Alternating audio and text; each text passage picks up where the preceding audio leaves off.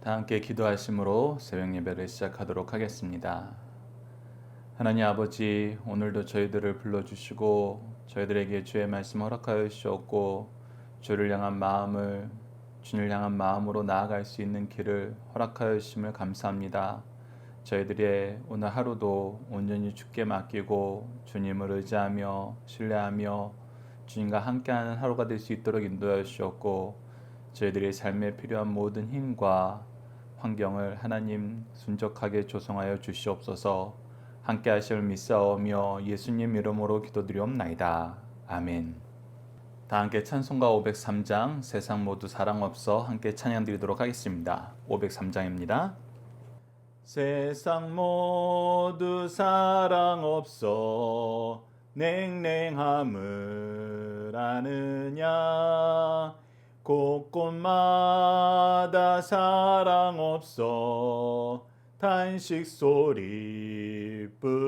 소리뿐일세 악을 성케 만들고 모든 소망 이루네 사랑 얻기 위하여 저들 오래 참았네 사랑 없는 까닭에 사랑 없는 까닭에 사랑 얻기 위하여 저들 오래 참았네 곳곳마다 번민함은 사랑 없는 연고요 측은하게 손을 펴고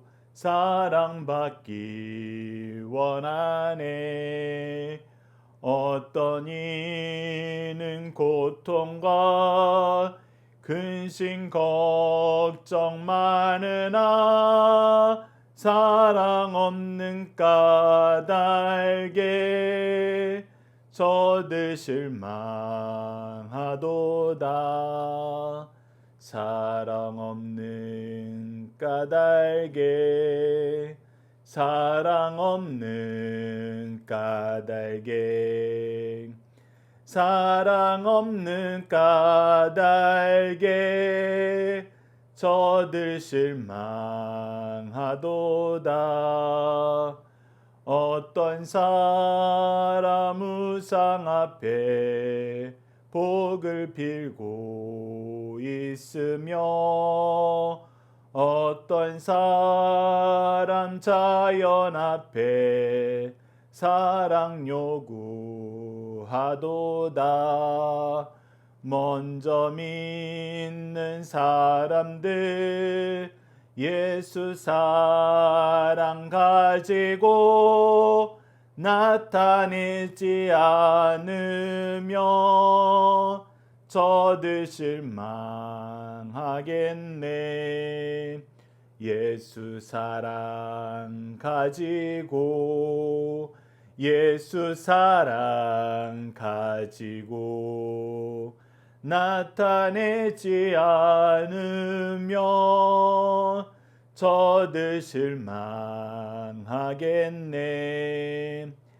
기갈 중에 있는 영혼 사랑받기 원하며 아이들도 소리 질러 사랑받기 원하네 저들 소리 들을 때 가서 도와줍시다 만민 중에 나가서 예수 사랑 전하세 예수 사랑 전하세 예수 사랑 전하세 만민 중에 나가서 예수 사랑 전하세 아멘. 사도신경을 내용으로 우리의 신앙을 하나님 앞에 정중히 고백하도록 하겠습니다. 나는 전능하신 아버지 하나님, 천지의 창조주를 믿습니다. 나는 그의 유일하신 아들, 우리 주 예수 그리스도를 믿습니다. 그는 성령으로 잉태되어 동정녀 마리아에게서 나시고 본디오 빌라도에게 고난을 받아 십자가에 못 박혀 죽으시고 장사된 지 사흘 만에 죽은 자 가운데서 다시 살아나셨으며 하늘에 오르시어 전능하신 아버지 하나님 우편에 앉아 계시다가 거기로부터 살아있는 자와 죽은 자를 심판하러 오십니다. 나는 성령을 믿으며 거룩한 공교회와 성도의 교제와 죄를 용서받는 것과 몸의 부활과 영생을 믿습니다. 아멘. 우리에게 주신 하나님의 말씀, 우리가 함께 나눌 말씀은 누가복음 7장 36절에서 50절 말씀입니다. 누가복음 7장 36절에서 50절 말씀 제가 봉독해 드리도록 하겠습니다.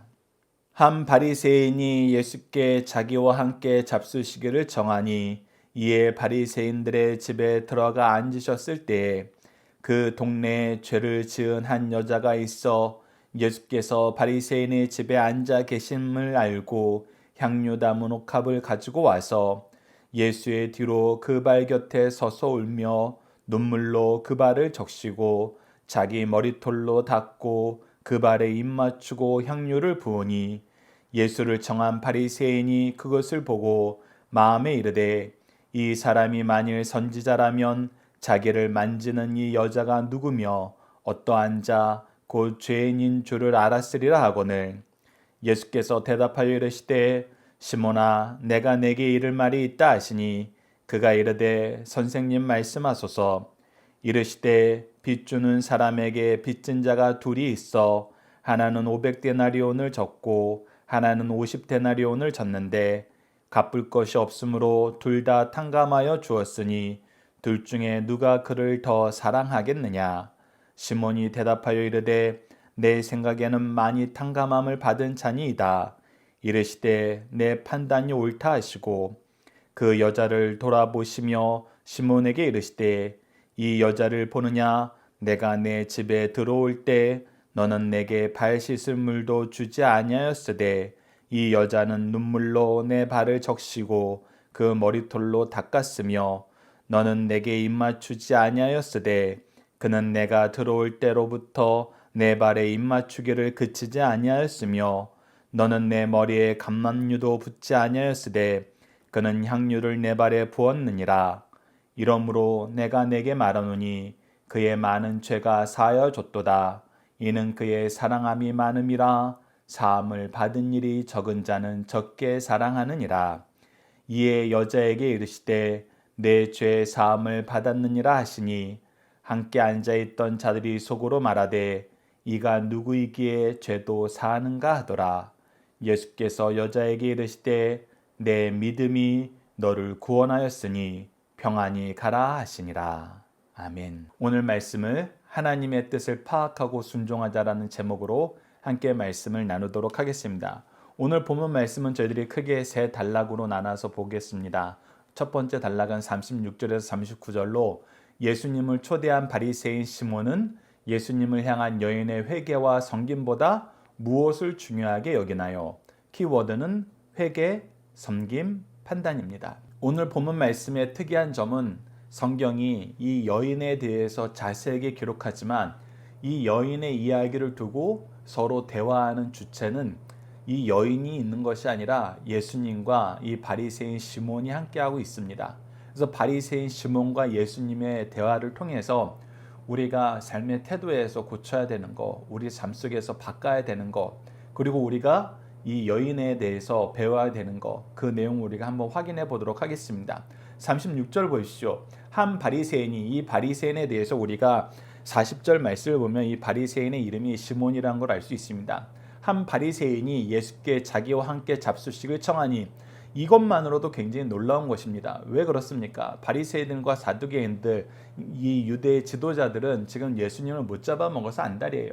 어떻게든 함정에 빠뜨리려고 합니다. 우리가 6장에서 안식일에 대해서 배울 때에도 예수님을 안식일에 어떻게든 잡아려고, 어떻게든 넘어뜨리려고, 어떻게든 죽이려고 노력하던 사람들이 바로 이 바리새인들입니다. 그런데 이 바리새인 중에 한 사람이 자기와 함께 식사를 하고 싶어하는 것, 식사 대접을 하려는 것은 놀라운 변화 중에 하나입니다. 특히 우리가 자기 종을 위해서 예수님을 청한 백부장을 보면서 우리가 이 유대인들이 이방인들과 교제하는 것, 죄인들과 교제하는 것, 자기가 싫어하는 사람들과 교제하는 것이 얼마나 터부시되고 얼마나 주의하는 내용인지, 중요한 내용인지를 우리가 알 수 있었습니다. 그런데 지금 이 바리새인은 자기 집으로 초청을 한 겁니다. 그래서 예수님이 그 바리새인의 집에, 시몬의 집에 들어가게 돼요. 근데 시몬의 집에 들어갈 때 이것이 또 사람들한테 감춘 것 같지가 않아요. 왜 그러냐면 온 동네에 소문이 났어요. 그리고 그 소문을 들은 죄를 지은 한 여자가 예수님을 찾아오게 됩니다. 그 말씀이 37절에 기록되어 있습니다. 그 동네에 죄를 지은 한 여자가 있어 예수께서 바리새인의 집에 앉아 계심을 알고, 즉 이 소문을 듣고 예수님을 찾아오는데 그냥 찾아오는 것이 아니라 향료 담은 옥합을 가지고 옵니다. 우리가 마리아가 예수님께 향료 담은 옥합을 깨서 그의 발을 씻은 내용을 통해서 그 가룟 유다가 이 향료에 대해서 얘기할 때 300데나리온, 즉 한 사람의 1년치 연봉에 해당하는 그 큰 금액의 향료를 쓰는 걸 보고 이것으로 가난한 사람을 도우는 게 어떨까라고 얘기하는 거. 하지만 요한복음에서는 요한 사도는 이 내용에 대해서 그가 도둑이어서 그 재물을 탐하였기 때문에 이런 얘기를 했다라고 해설해 주는 걸 봤어요. 어쨌거나 이건 굉장히 귀한 겁니다. 향료라는 것은 한 사람이 정말 수개월 혹은 수년을 모아서 간신히 살 수 있는 소중한 것이에요.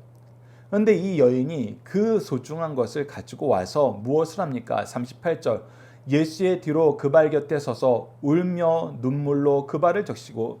우선 울며 눈물로 그 발을 적신다는 게 무슨 뜻이에요? 우리가 함께 묵상할 말씀을 통해서도 좀 잠시 후에 함께 볼 것이지만 이 울며 계속 그 앞에서 엎드려 있다는 것은 그가 회개하고 있다는 것입니다. 즉 죄 지은 이 여인이 죄에 대한 회개의 눈물을 흘리고 있다는 거예요. 그래서 이 여인이 어떤 여인인지 우리가 정확하게 알 수는 없습니다. 하지만 이 여인이 예수님을 찾아온 것은 그가 죄 용서함을 받았던지 아니면 아픈 것이 고쳐짐을 받았던지, 이 내용 중에 아픈 것과 죄 지은 것을 우리가 연결해서 생각할 수 있는 것은 예수님 시대 당시 유대 사회에서는 요한복음 9장에서 확인할 수 있는 것처럼 나면서부터 소경된 사람들, 큰 병을 앓은 사람들은 이것이 하나님의 징계로, 하나님이 죄에 대한 징계로 봤기 때문에 이 사람들이 많은 죄를 지어서 이렇게 고생하지, 이렇게 여겼던 것입니다. 그래서 우리가 이 여인에 대해서도 예수님께 나음을 받은 여인인지 아니면 예수님의 말씀을 듣고 그가 회개의 은혜를 얻게 되는 건지 알 수는 없지만, 모든 사람들이 보기에 이 사람이 죄인이었다는 것은 분명한 사실로 보여요. 왜 그러냐면 시몬이 속으로 39절을 보면 생각하잖아요. 이 여자가 누구이며 어떠한 자 곧 죄인 줄 알았으리라. 즉 공개적으로 큰 죄를 범한 여인으로 봐요.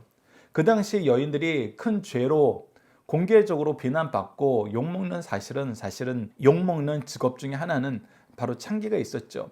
그래서 이 창기와 비슷한, 아니면은 정말 모든 사람들이 보기에도 이 사람은 죄 때문에 하나님의 징계를 받고 있는 거야 라고 여길 만큼 큰 문제가 있는 사람으로 인식하고 있다는 것을 우리가 볼 수 있습니다.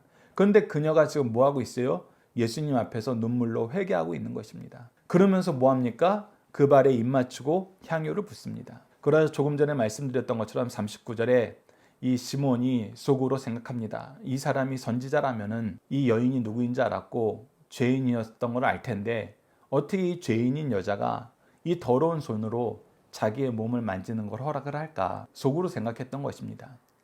그러니까 시몬은 어떤 마음이 있던 거예요? 여기서 우리가 이 단락에서 우선 우리가 생각해 봐야 될 것은 시몬의 마음과 이 여인의 마음의 차이를 우리가 봐야 됩니다. 시몬은 예수님을 대접하겠다고 자기 집으로 초대를 했어요. 그러면서도 무엇에 대한 확신이 없어요.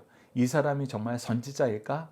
이 사람이 정말 하나님이 보내신 메시아일까? 이 확신이 없습니다.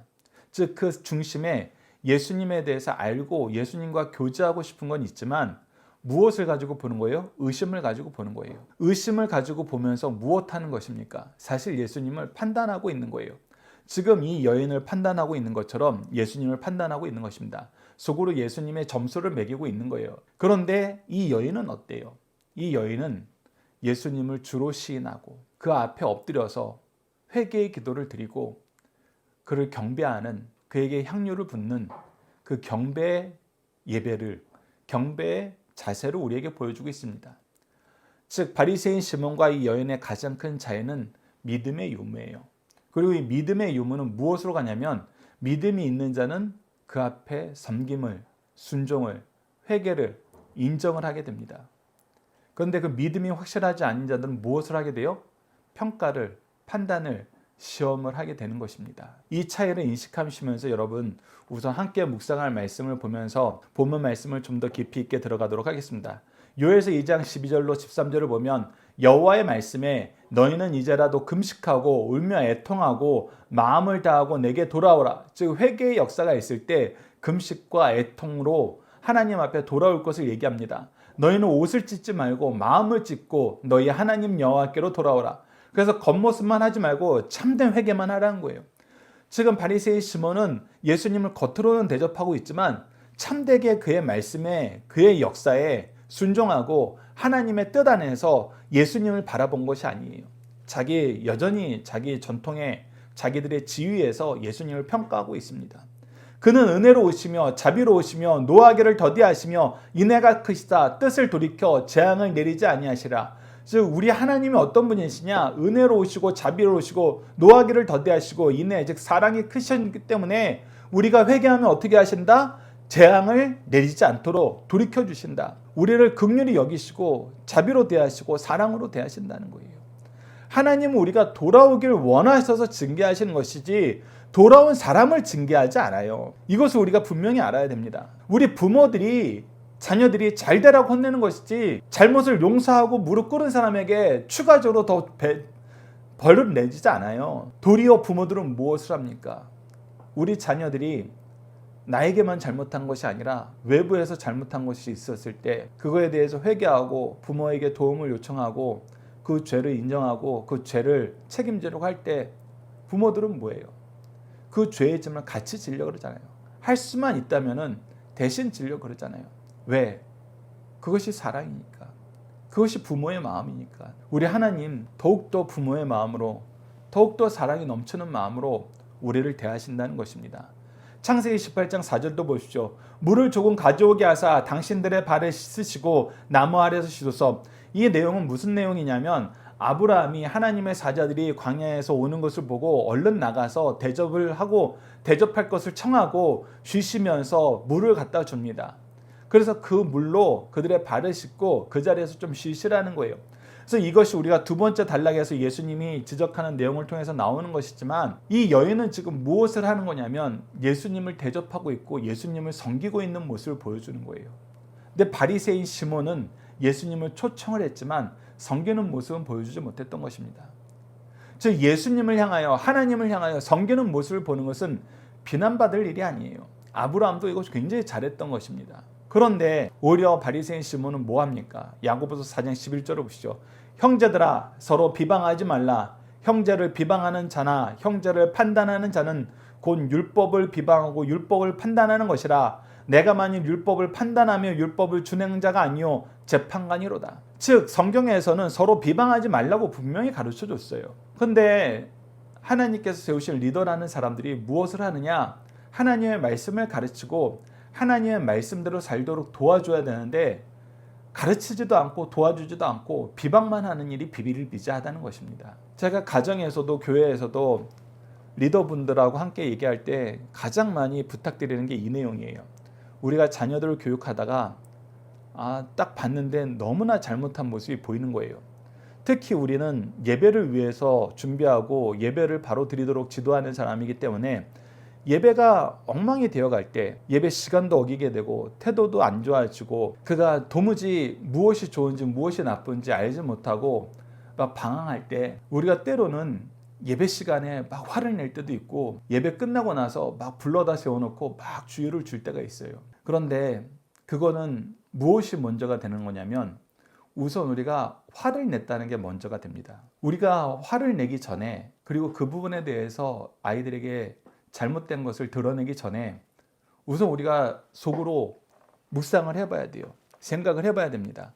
내가 예배를 이렇게 드리면 잘못 드리는 거라고 가르친 적이 있는가? 내가 어제 신방 기도 전화를 하면서 아이들한테 늦지 말라고 얘기했는가? 예배 태도에 대해서 미리 말을 해줬는가? 오는 복장에 대해서 미리 지도한 적이 있는가? 내가 지도한 적이 없으면 여러분 무엇이 먼저 되어야 되냐면 그것을 가르치는 것이 먼저 돼야 됩니다.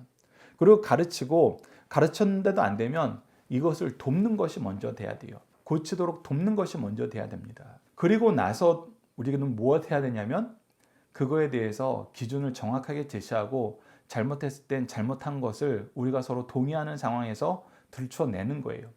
그래서 우리가 디모데후서 3장 16절에서 교훈과 책망과 바르게 함과 의로 교육하기에 유익하니라고 했을 때 우리가 교훈, 티칭을 할 때에는 먼저 내가 가르쳤는가, 그 가르친 내용을 잘 실천할 수 있도록 도왔는가, 이 두 가지를 우리가 먼저 봐야 됩니다. 그리고 나서 잘못했을 때에는 우리가 예배 전에 미리 주의를 주고 기도로 준비하면서 그것을 준비할 시간을 아이들한테 마련해 줘야 돼요.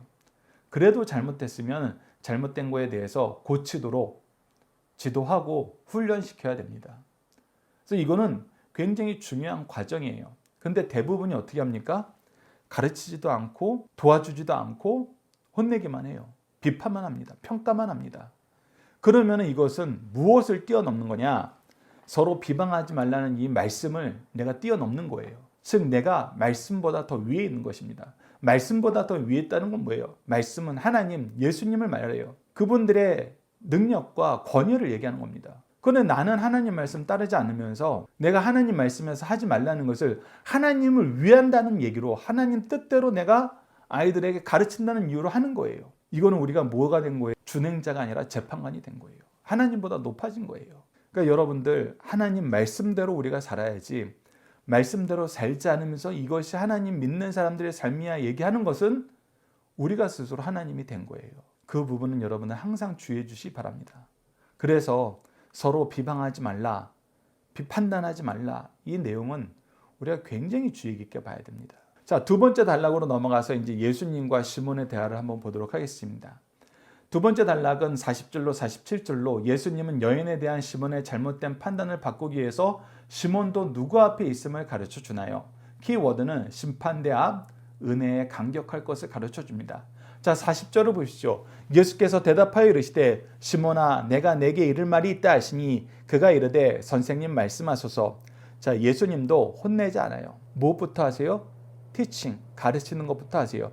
이르시되 빚주는 사람에게 빚진 자가 둘이 있는데 하나는 500데나리온을 졌고 하나는 50데나리온을 졌는데, 우리가 한 데나리온을 보통 하루의 임금으로 본다 그러면은 1년 이상 거의 2년에 가까운 샐러리를, 그런 연봉을 빚진 사람이 있고, 한 사람은 50데나리온, 이제 한 2달 정도, 그 정도 연봉을 빚진 사람이 있다는, 월급을 빚진 사람이 있다는 것입니다.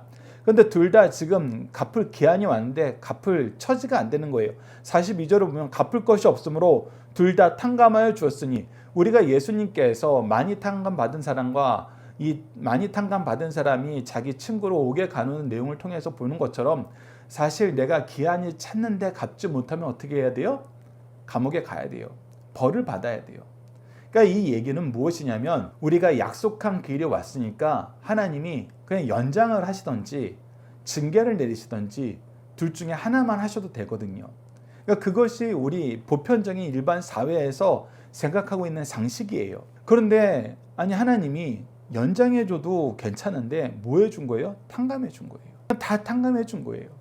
한쪽은 2년 동안 아무것도 안 하고 모아야지 간신히 갚을 수 있는 금액을 탕감받은 거고, 한쪽은 2달 모으면 갚을 수 있는 빚을 탕감받은 거예요.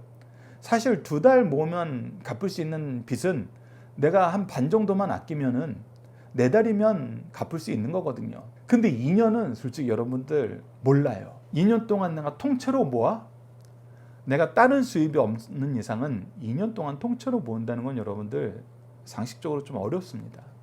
중간에 무슨 일이 또 생길 줄 모르거든요. 4개월을 내가 좀 열심히 사는 거하고 2년을 정말 위기 속에서 철저하게 줄이면서 사는 거하고 달라요.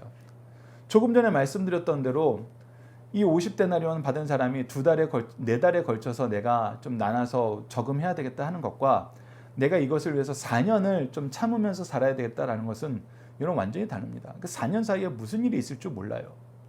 우리도 자녀를 키워보면은 4년 사이에 무슨 일이 있습니까? 아이들이 중고등학교 다니면은 그 더 큰 상위 기간으로 진학을 하게 되잖아요. 특히 고등학생에서 대학생으로 넘어갈 때 우리가 4년간 반을 줄이면서 살아야 된다 그러면 사실 우리 자녀에게 있어서는 대학 진학도 참 요원해져요. 도리어 빚을 더 내게 됩니다. 그러니까 이거는 엄청난 큰일이에요. 그런데 이것을 주인이 빚을 준 사람이 그냥 그 자리에서 탕감을 해준 겁니다. 시기적으로 4년의 세월을 고생해야 되는 걸 탕감받은 사람하고 4개월의 시간을 탕감받은 사람하고는 완전히 그 내용이 다르죠. 예수님이 참 지혜롭게 확실하게 느껴지도록 이 비유를 든 거예요. 근데 여기서 우리가 먼저 염두에 둬야 되는 건 무엇이냐면 만약에 빚을 갚지 않았으면 둘 다 뭐해도 할 말이 없어요. 둘 다 감옥에 가도 할 말이 없어요. 근데 둘 다 감옥에 가면 어떻게 되는 거예요? 둘 다 갚을 방법이 없는 거예요. 그러니까 이것은 사실 큰 빚, 작은 빚에 대한 개념은 우리가 분명히 와닿지만 그 징계가 감옥에 가서 이것이 해결되기 전에는 못 나와 라고 했을 때에는 그 두 사람이 결과가 똑같아요. 적게 빚진 자도 결국은 자기 빚으로 인해서 자기 죄로 인해서 헤어나오지 못하는 징계를 받게 되는 거고 크게 빚진 자도 결국은 자기 죄로 인해서 헤어나지 못할 징계 안에서 벗어나지 못하게 되는 건 사실이에요. 그러니까 징계를 보면은 주인의 입장에서 보면은 우리가 둘 다 생명을 빚진 거나 마찬가지예요. 내 삶을 빚진 거나 마찬가지란 겁니다. 근데 느끼기에는 시몬이 대답하는 것처럼 한쪽이 더 크게 느낄 수 있다는 거예요. 왜? 비교를 하니까. 우리는 서로 비교하거든요. 그러니까 비교하면 누구랑 누구를 비교해요? 더 많이 빚진 사람과 더 적게 빚진 사람. 근데 주인 입장에서 둘 다 어떤 사람이에요? 둘 다 못돼 먹은 사람들이에요. 둘 다 감옥에 넣어도 그 감옥에 들어간 그들도 유구무원할 그런 사람들이에요. 아주 못된 것들이었습니다. 둘 다. 주인의 입장에서는 둘 다 못된 것이었는데 사람은 항상 무엇을 봐요? 자기네들끼리 봐요. 나보다 더 못한 사람을 봐요. 그래서 시몬도 이 대화를 통해서 이 질문을 통해서 이렇게 대답합니다. 43절 보십시오. 시몬이 대답하여 이르되 내 생각에는 많이 탕감을 받은 자니이다. 이르시되 내 판단이 옳도다. 그런데 예수님은 이 판단 옳다라고 얘기해줘요. 왜 그러냐면 지금 시몬의 잘못을 그리고 이 여인의 훌륭한 점을 부각시키기 위한 거예요. 44절을 보시죠. 그 여자를 돌아보시고 시몬에게 이르시되 이 여자를 보느냐? 내가 내 집에 들어올 때 너는 내게 발 씻을 물도 주지 아니하였으되 앞서 아브라함이 하나님을 대접한 것처럼 하나님의 사자들을 대접한 것처럼 우리 이스라엘 전통에서 발 씻을 물이 있는 거 그 물로 이 초대받는 사람을 대접하는 것은 너무나 당연한 거예요. 그리고 특히 존경하여서 초대한 사람이라면은 더더욱 주인이 그 일을 해요. 우리가 예수님이 제자들의 발을 씻기시는 그 모습을 통해서 이것들이 하인들이 하는 일이지만 그 초대받은 사람들 섬기는 모습으로는 반드시 이루어져야 될 과정인 것을 우리에게 가르쳐줘요. 근데 시몬은 그걸 전혀 하지 않았던 거예요. 이 여자는 눈물로 내 발을 적시고 그 머리털로 닦았으며 너는 내게 입맞추지 아니었을 때, 그리고 환영의 의미로는 꼭 문안의 인사를 입맞춤의 인사를 드려야 되는데 그것도 안 했다는 거예요. 그는 내가 들어올 때부터 내 발에 입맞추기를 그치지 아니었으며 너는 내 머리에 감난유도 붓지 아니었을 때 그는 향유를 내 발에 부었느니라. 그러니까 시몬이 예수님을 초대한 건 맞아요. 대접하려는 건 맞아요. 그런데 그 대접이 믿음 안에서 감사로 한 게 아니라 무엇하려 한 거예요? 여전히 판단하려 한 거예요. 물론 시몬이 다른 바리새인들하고 다르게 선생님이라고 호칭하고 자기 식탁에 초대하고 자기 식탁에 초대했다는 것을 이 공동체 사이에 감추지 않은 것은 굉장히 좋은 거예요. 그러나 뭐 한 거예요? 부분적인 거예요. 더 중요한 게 없는 거예요. 그 중요한 게 뭐예요? 믿음이 없는 거예요. 예수님을 좀 훌륭한 사람, 괜찮은 사람으로 보고 있는 거예요. 그러나 여전히 뭐하고 있어요? 판단거리를 찾아요. 흠잡을 것을 찾아요. 배우려고 하지 않고 섬기려 하지 않고 하나님이 보시는 종으로 받아들이지 않고 여전히 판단하는 일을 하는 것입니다. 무엇으로? 자기들의 생각으로. 그 무엇으로라고 했을 때 이것이 하나님의 말씀으로라고 했으면은 오히려 좋아요. 왜? 하나님 말씀으로 보면은 예수 그리스도를 믿지 않을 수가 없거든요. 예수 그리스도께서 하나님께서 미리 우리에게 가르쳐 주신 그 선지자라는 걸 의심할 수가 없고 인정하지 않을 수가 없어요. 왜? 예수님이 하시는 모든 일이, 하시는 모든 말씀이 하나님의 뜻과 일치하거든요. 구약의 가르침과 일치합니다. 구약에서 예언된 그 메시아의 사역과 일치해요. 세례 요한의 제자들이 와서 물어볼 때 그래서 예수님이 그렇게 대답하신 거 아니에요. 이사야서 말씀의 성취를, 시편 말씀의 성취를 너희들이 보는 거 아니냐. 그런데 그렇지 못한 거예요, 시몬은. 47절을 보세요. 이러므로 이러한 이유로 내가 내게 말하노니 그의 많은 죄가 사여졌다. 자, 이 부분에 대해서 제가 50절 말씀과 35절 말씀을 함께 비교해 보자 그랬습니다. 50절 말씀 우리가 다음 단락에서 볼 거기 때문에 이것은 믿음으로 내 죄 사함을 받았다라고, 구원을 받았다라고 선언하신 예수님의 말씀이고, 이 35절에 대해서는 사함을 받은 일이 적은 자는 적게 사랑하느니라. 이 사랑이 없다는 거예요. 사랑을 잘 베풀지 못하는 거예요. 35절은 뭐냐면 그 자녀들이 열매로 깨닫게 된다는 거예요. 즉 우리가 말로 하는 걸로 자녀들이 우리를 판단하는 것이 아니라 우리의 삶을 통해서 나타나는 하나님의 역사로, 성령의 열매로 우리가 하나님의 일을 하는지 아니면 자기 좋은 일을 하는지 분명히 드러난다는 것입니다. 그런데 지금 예수 그리스도를 통해서 하나님의 은혜의 역사를 경험한 사람은 누구냐는 거예요. 누가 하나님이 기뻐하시는 일을 하고 누가 하나님이 싫어하시는 일을 하냐는 거예요. 우리가 앞서 함께 묵상할 말씀을 통해서 야고보서 말씀을 확인했던 것처럼 누가 사랑하는 일을 하고 누가 판단하는 일을 하냐는 거예요. 누가 말씀을 따르고 누가 자기 소견에 좋은 대로 행동하냐는 것입니다. 바리새인 시몬을 깨닫게 해서 회개케 하시려는 예수 그리스도의 은혜입니다. 우리가 함께 묵상할 말씀을 보도록 하겠습니다. 고린도후서 5장 10절입니다. 이는 우리가 다 반드시 그리스도의 심판대 앞에 나타나게 되어 각각 선악간에 그 몸으로 행한 것을 따라 받으려 함이니라. 지금 오늘 이 장면에서 이 죄 많은 여인은 예수 그리스도 앞에서 하나님이 보내신 종으로 인정하고 자기 죄를 자복하고 있어요. 회개의 은혜를 간구하고 있습니다. 그러나 시몬은 예수님을 초대했어도 예수님을 하나님이 보내신 선지자로, 메시아로 보지 않고 있어요. 판단하려고 부른 거예요. 평가하려고 부른 거예요. 그러나 우리가 천국에서도 그렇게 할 수 없다는 것입니다. 천국에서도 제가 쟤보단 낫지 않아요? 하나님 앞에서 나와 다른 사람을 비교해서 내가 상대적으로 우위가 있지 않아요? 라고 얘기할 수 없다는 거예요. 거짓 선생들이 천국에서 이렇게 얘기할 때 주님께서는 뭐라고 대답하신다 그럽니까?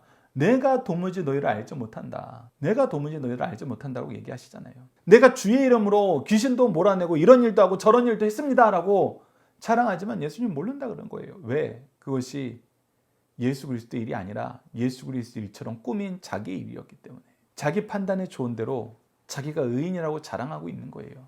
하나님 앞에서는 의인이라고 자랑할 수 있는 사람이 아무도 없습니다. 단지 어떤 사람만 있어요? 그의 사죄의 은총에 의지하여 용서받은 사람들만 있어요. 회개의 은혜를 누린 사람들만 있어요. 그래서 무엇이 본질인지 우리가 알아야 됩니다. 디모데전서 1장 14절과 15절도 보십시오. 우리 주의 은혜가 그리스도 예수 안에 있는 믿음과 사랑과 함께 넘치도록 풍성하였도다. 주의 은혜와 믿음과 사랑이 예수 안에서 넘치도록 풍성한 게 우리의 삶이라는 것입니다. 믿보다 모든 사람이 받을 만한 이 말이여 그리스도 예수께서 죄인을 구원하시려고 세상에 임하셨도다 하였도다. 죄인 중에 내가 괴수로다. 예수 그리스도께서 이 땅에 오신 그 모습을 보면은 그 오신 이유가 나 때문이라고. 나 때문에. 왜? 나처럼 죄 많은 사람을 주의 은혜로, 주의 사랑으로, 믿음으로 우리를 이끄시기 위해서, 우리를 위해서 오셨고 우리를 위해서 죽으셨고 우리를 위해서 부활하셨다는 거예요. 그래서 내가 주 앞에 있으면은 죄인 중에 괴수라고 인정할 수밖에 없습니다. 옆 사람하고 비교할 수가 없어요. 내가 쟤보단 낫잖아요. 쟤보단 잘했잖아요. 쟤보다 훌륭하잖아요. 이거는 내가 하나님이 된 거예요. 내가 하나님이 되어서 내 옆에 있는 사람을 판단하고 정죄하는 거예요. 내가 하나님 앞에 있으면 부끄러워요. 누구에 대해서 얘기할 수가 없어요. 나의 죄악이 너무나 크기 때문입니다. 여러분, 이것을 우리가 기억해야 됩니다. 그래서 우리는 주위 사람들을 판단하는 일을 하면 안 돼요.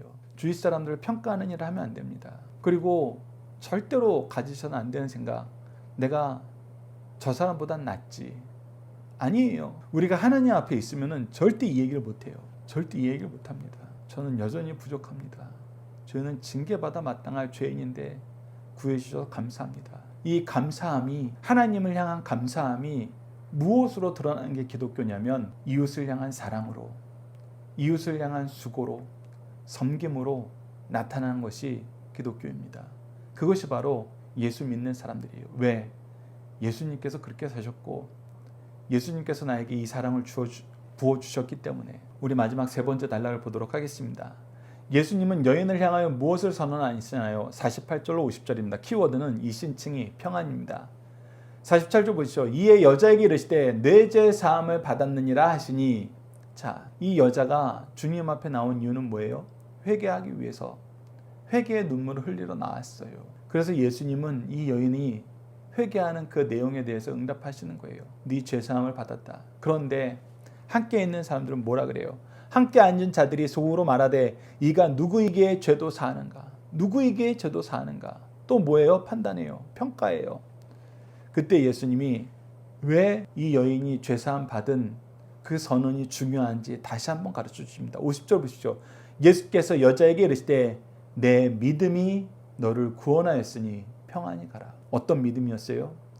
예수 그리스도를 통해서 내 죄가 해결받을 수 있다. 이분 앞에 무릎 꿇음으로 내가 새 생명을 얻을 수 있다. 혹은 내가 육체의 연약함을 내 죄가 고백하게 된 이 은혜는 예수 그리스도의 말씀과 예수 그리스도의 치료를 통한 것이기 때문에 내가 주님을 통해서 내 모든 죄를 자복하고 하나님의 백성으로서의 삶을 회복하고 싶다. 이 마음으로 나왔을 수 있을 때 예수님은 무엇을 선언한 거예요? 믿음이 너를 구원하였다.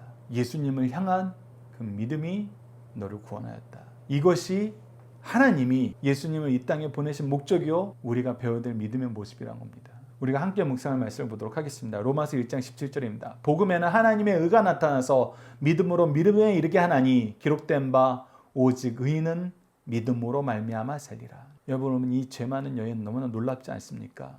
이 여인은 말 그대로 죄인이라고 소문난 여인이에요. 이 여인이 바리새인들처럼 하나님의 말씀을 열심히 연구했을까요? 예수님에 대해서 구약 성경에 가르쳐준 그 내용을 더 자세히 알았을까요? 더 확실하게 알았을까요? 아니에요. 그런데 그가 알고 있는 그 민족들이 기초적으로 가르쳐주는 메시아에 대한 신앙, 그 사실, 가르침, 말씀의 기록들을 통해 봤을 때 믿게 된 거예요. 인정하게 된 것입니다. 우리가 종을 사랑한 백부장의 내용에 대해서 배울 때 무엇을 봤습니까? 어떤 기도 내용으로 함께 기도했어요. 훨씬 안 좋은 환경에서도 이렇게 큰 믿음을 가졌는데 마찬가지입니다. 우리는 이 여인이 죄를 지었다는 것에 포커스를 두고 있지만 그가 죄 지을 수밖에 없는 환경, 죄를 지으면서 형성된 환경 안에서는 우리보다 훨씬 더 예수님에 대해서 알기 어려운 환경인 게 사실이에요. 그런데 그 믿음은 어때요? 훨씬 더 좋은 바리새인들보다, 훨씬 더 좋은 다른 사람들보다 그 믿음은 더 좋아요. 이래서 우리가 먼저 된 자가 나중되고 나중된 자가 먼저 되는 이 역전의 역사가 계속 반복되는 것입니다. 저도 때론 부끄러워요. 저는 믿을 수 있는 거, 신뢰할 수 있는 거, 의지할 수 있는 거, 너무나 많은 증거와 환경들에 조성돼 있어요. 그럼에도 불구하고 저에게 불쑥불쑥 믿지 못하는 영역이 있음을 확인하게 돼요. 그러나 저보다 더 어려운 환경에 계신 분들은 가끔 저한테 기도를 부탁하실 때 놀라운 제목으로 기도를 부탁하세요. 이 문제는 하나님이 해결해 주셔야 됩니다. 하나님이 해결해 주셔야 모든 것이 해결됩니다. 했을 때 저도 모르게 때로는 그 부분은 이런 사람들 좀 찾아가 보시는 게 어때요? 이런 분들 만나보시는 게 어때요? 이렇게 얘기할 때가 있어요. 근데 그분들 만나죠. 그러나 더 중요한 거는 하나님 앞에 무릎 꿇는 거, 하나님 앞에 기도하는 거, 훨씬 더 절실히 기도하십니다. 그래서 오늘 본문 말씀을 통해서도 여러분 기억하십시오. 승리할 삶으로 성경 공부하시는 분들은 그래도 다른 분들보다는 말씀을 배울 수 있는 환경이 훨씬 더 잘 형성된 분들이에요. 그럼에도 불구하고 우리가 믿음의 열매가, 믿음의 역사가 적다면은 예수님을 바라보고 예수님을 인정하고 시인하고 의지하는 그 삶의 태도가 너무나 유보적이라면은 우리는 반성해야 됩니다. 우리도 회개해야 돼요. 우리에게 이 믿음의 열매가 결코 줄어들지 않도록 우리 항상 깨어서 기도합시다. 중심사상 하나씩 보도록 하겠습니다. 첫 번째입니다. 주 앞에 겸손히 회개하는 자만 구원받을 수 있다는 것입니다. 시몬의 경우처럼 그리스도를 존경하고 초청하고 응한 사람도 회개하지 못하면 구원의 은총에 참여하지 못할 수 있습니다. 이 시대에도 경건의 모양은 있으나 어떤 편견에 사로잡혀 복음에 대하여 전혀 무지하고 겉으로는 기독교에 들어온 듯하나 핵심 교리를 모르는 사람들이 있습니다. 이들은 교회 내에서 옳고 타당한 행동을 하지만 실제적으로는 이신득이를 수용하지 못해 은혜로 말미암아 구원받는다는 것을 불신하는 사람이 되는 것을 보게 됩니다. 두 번째입니다. 하나님을 향하여 일하면 일할수록 하나님의 은혜 앞에서는 늘 부족함을 느끼게 되고 이로 말미암아 더욱 충성하게 됩니다. 주 안에서 감사가 충만한 사람은 그 사랑에 감격하여 사랑으로 그리스도를 위하여 많은 일을 하게 됩니다. 그녀는 많은 죄를 사함받았기에 그녀가 보여줄 수 있는 최대의 경유로 존경을 표현했을 것입니다. 그러나 아무리 감사를 표해도 구원의 은총에 대한 부채는 줄어들지 않고 더욱 커지는 것입니다. 이렇게 감사에 대한 부족함을 느낄 때 더욱 충성하는 성도가 되는 것을 가르쳐줍니다. 세 번째, 많은 사랑을 받은 자, 많은 죄를 용서받은 자는 더욱 충성, 사랑하게 됩니다.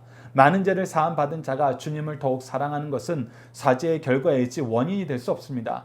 주를 사랑하기 때문에 용서받는 것이 아니라 용서받았기 때문에 사랑할 수밖에 없습니다. 세상 어느 누구도 예수 앞에 자기를 비추어 볼 때 자신이 가장 많은 죄를 탕감받은 자임을 깨닫게 됩니다.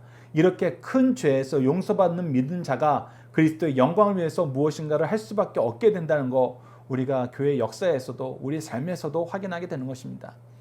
우리가 자녀들과 함께하는 기도 훈련 내용을 통해서 함께 기도하도록 하겠습니다. 구원의 기쁨과 감격으로 우리를 초대하시는 하나님, 예수 그리스도를 만나고 그 은혜의 충만함 속에서 새로운 삶을 살게 하심을 감사합니다. 주님이 주신 새로운 삶을 하나님의 뜻 안에서 사랑하며 살게 하셨는데 사랑과 섬김이 아니라 외면과 비난으로 채움을 용서해 주소서. 사람들 앞에서 값없이 받은 은혜를 자기의 경건이나 권능으로 자랑하지 않게 하시고 오직 그리스도의 사랑과 아버지의 하나님의 사랑과 성령의 인도하심을 선포하도록 도와주소서. 예수님 이름으로 기도드립니다. 아멘. 주기도문 하시겠습니다. 하늘에 계신 우리 아버지, 아버지의 이름을 거룩하게 하시며 아버지의 나라가 오게 하시며 아버지의 뜻이 하늘에서와 같이 땅에서도 이루어지게 하소서. 오늘 우리에게 일용할 양식을 주시고 우리가 우리에게 잘못한 사람을 용서하여 준 것 같이 우리 죄를 용서하여 주시고 우리를 시험에 빠지지 않게 하시고 악에서 구하소서. 나라와 권능과 영광이 영원히 아버지의 것입니다. 아멘. 기도하는 시간 갖도록 하겠습니다.